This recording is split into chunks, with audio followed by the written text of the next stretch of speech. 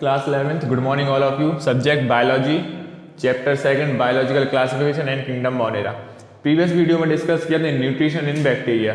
ठीक है, nutrition in bacteria हमने आपको बताया था ऑटोट्रॉपिक, हेट्रोट्रॉपिक और सिम्बायोटिक। ऑटोट्रॉपिक के हमने टाइप देखे थे फोटो ऑटोट्रॉपिक और कीमो ऑटोट्रॉपिक।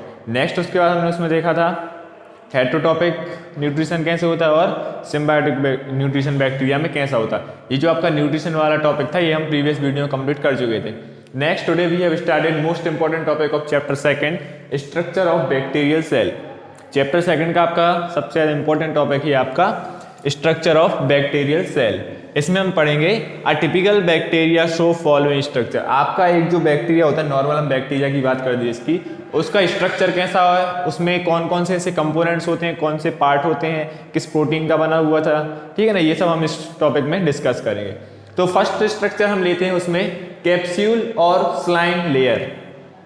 कैप्सूल से आप मतलब समझ रहे हो किसी भी चीज की या किसी भी ऑर्गेनिज्म की आउटर लेयर की अगर हम बात करते हैं तो उसको हम क्या बोलेंगे, कैप्सूल बोलेंगे। तो कैप्सूल और स्लाइम लेयर में लिखा हुआ है इन सम पैरासिटिक बैक्टीरिया, कुछ आपके पैरासिटिक बैक्टीरिया होते हैं डाइनोफ्लैजिलेट, ठीक है ना, डायटम्स वगैरह, ये सब क्या है आपके कुछ पैरासिटिक बैक्टीरियाज होते हैं। The bacterial cell is surrounded by a slimy gelatinous material. जो आपकी बैक्टीरियल सेल है वो किससे सराउंड रहता है, स्लिमी जिलेटिनियस मटेरियल। जिलेटिन से आप मतलब समझ रहे हैं, जिलेटिन मीन्स ऐसा मतलब कुछ गाढ़ा गाढ़ा सा जो एक मटेरियल होता है उसको हम जिलेटिन बोल सकते हैं। स्लिम मतलब स्लिमी में चिकना टाइप का जो मटेरियल रहता है कॉल्ड कैप्सूल, और उस कैप्सूल इसको क्या बोला गया, स्लिमी जेनेटिस मटेरियल को क्या बोला उन्होंने, कैप्सूल बोला, जो कि बैक्टीरियल सेल के सराउंड रहता है, मतलब बैक्टीरियल सेल को कवर्ड करके रखता है। It is a protective layer which is composed of polysaccharide. ये एक आपकी बैक्टीरिया की प्रोटेक्टिव लेयर होती है जो किससे बनी हुई होती है, आपकी पॉलीसैकेराइड। पॉलीसैकेराइड मीन्स आपके जो होते हैं स्टार्च, ग्लूकोज, अमाइनो एसिड, ठीक है, ये सब क्या कहलाते हैं, आपके पॉलीसैकेराइड्स कहलाते हैं। It protect the bacterial cell against harmful chemical and adverse environment condition.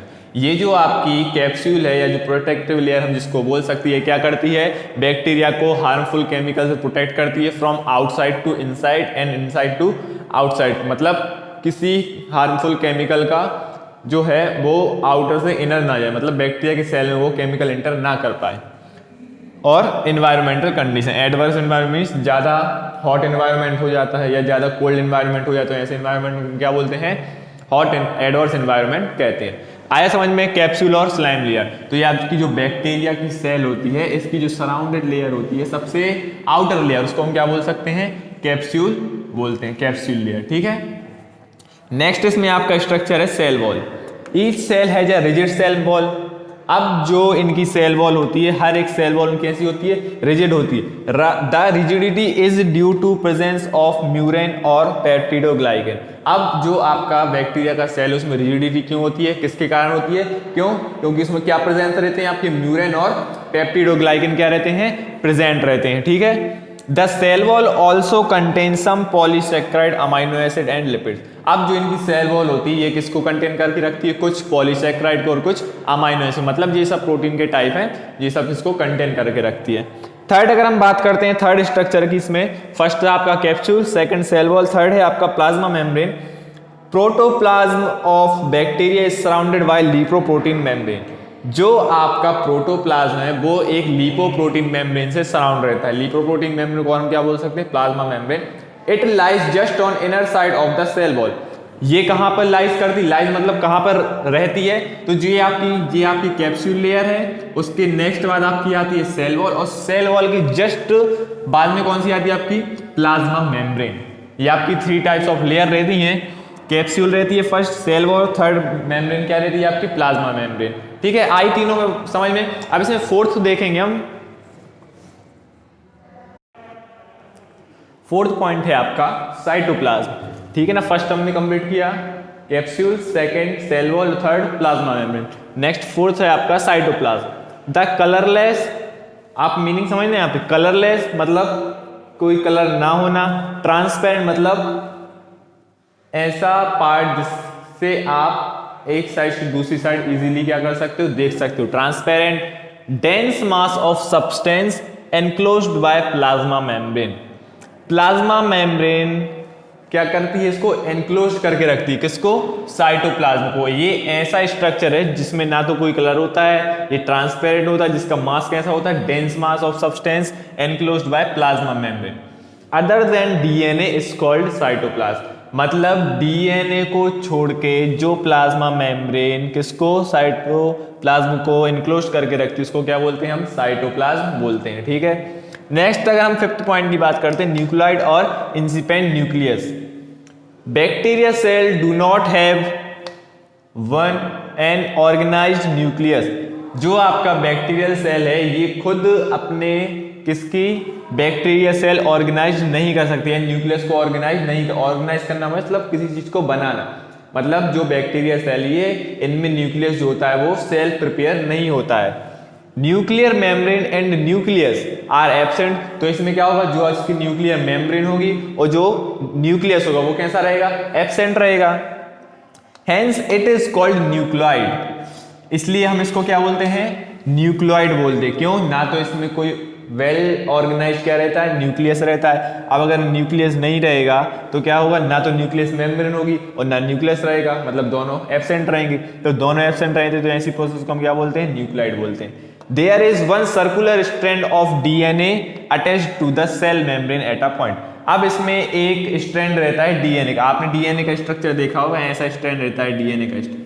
तो मतलब इनमें से जो एक स्ट्रैंड है डीएनए का वो किससे अटैच रहता है, आपकी सेल मेम्ब्रेन के एक पॉइंट से अटैच रहता है, जिसकी हेल्प से ये न्यूक्लियोइड वर्क करता है। ठीक है, डीएनए बैक्टीरिया में। सिक्स्थ पॉइंट है आपका प्लाज्मिड और episomes. The cytoplasm of bacteria contain some extra nuclear circular DNA other than nuclear DNA. Nuclear DNA मतलब ये यहां पे जो हमने बात की थी, न्यूक्लियर डीएनए को छोड़ के जो extra nuclear circular DNA contain रहता है किसमें, आपके साइटोप्लाज्म में, उसको हम क्या बोलते हैं, प्लाज्मिड बोलते हैं। याद रखना, साइटोप्लाज्म में न्यूक्लियर डीएनए को छोड़ के जो extra nuclear circular DNA present रहता है किसमें, साइटोप्लाज्म, उसको हम क्या बोलते हैं, प्लाज्मिड और एपिसोम बोलते हैं। अगर हम सेवेंथ स्ट्रक्चर की बात करें तो सेवेंथ स्ट्रक्चर आपका फ्लैजिला। फ्लैजिला ऐसे स्ट्रक्चर होते हैं जो बैक्टीरिया की सेल पे हेयर लाइक स्ट्रक्चर रहते हैं। इसको हम डिफाइन कर सकते हैं शॉर्ट में, flagella are thread like structure which developed on the surface of bacterial cell. याद रखना, एक बार फिर से रिपीट करेंगे हम इसकी definition. Flagella are the structure which developed on the surface of bacterial cell, जो किसमें हेल्प करते हैं, किसी इंसेक्ट को ट्रैप करने के लिए या अपने फूड को ट्रैप करने के लिए या लोकोमोशन में ये फ्लैजिला क्या कर सकते हैं, हेल्प कर सकते हैं। फिफ्थ पॉइंट है आपका पिलाई और फिम्ब्रेई। पिलाई और फिम्ब्रेई ऐसे स्ट्रक्चर, छोटे छोटे हेयर लाइक स्ट्रक्चर रहते हैं। ये आपका बैक्टीरिया है, इसकी सरफेस पे छोटे छोटे क्या है, हेयर लाइक स्ट्रक्चर डेवलप होते हैं, जिनको हम क्या बोलते हैं, फिलाई और फिम्ब्रेई बोलते हैं। और फ्लैजिला ऐसे थ्रेड लाइक स्ट्रक्चर होते हैं। याद रखना, फिलाई और ये आपका फ्लैजिला है, दोनों अलग अलग हैं। फ्लैजिला में बड़े बड़े थ्रेड लाइक स्ट्रक्चर होते हैं, जो आपकी प्लाई और फिम्ब्रेन की बात की उसमें छोटे छोटे हेयर लाइक स्ट्रक्चर होते हैं, उसको हम प्लाई और फिम्ब्रेन बोलते हैं। ये जो आपके प्लाई और फिम्ब्रेन ये किस में हेल्प करते हैं, कंजुगेशन में हेल्प करते हैं। From F1 to F- strand में सेक्स रिडक्शन में डीएनए का ट्रांसफॉर्मेशन करने के लिए हेल्प करते हैं। ठीक है, तो ये आपके 8 स्ट्रक्चर दिए हुए थे स्ट्रक्चर ऑफ बैक्टीरियल सेल में, ये आपको कंप्लीट हो चुके हैं। नेक्स्ट क्लास में नेक्स्ट टॉपिक स्टार्ट करेंगे, क्लास 11। Thank you.